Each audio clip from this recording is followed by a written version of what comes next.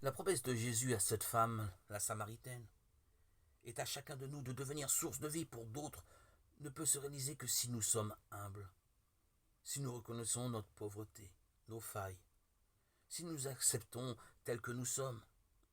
Jésus invite cette femme, nous invite chacun à revisiter notre passé en vérité, pas simplement pour l'analyser ou nous y enfermer, mais pour être libéré de son emprise.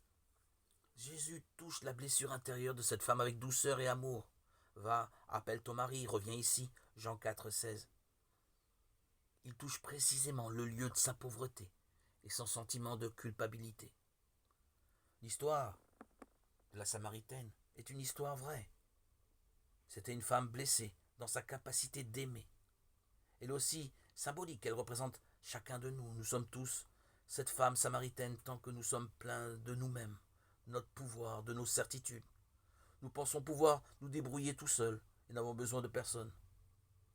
Nous ne pouvons pas reconnaître notre besoin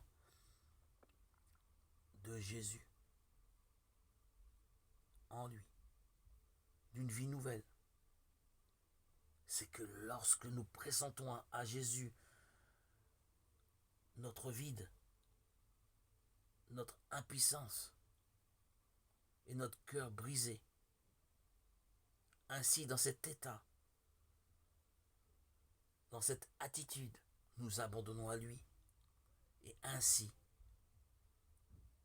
en se présentant devant lui avec nos failles, nos faiblesses, ainsi seulement, il peut nous remplir de la force de l'esprit et nous toucher de son amour.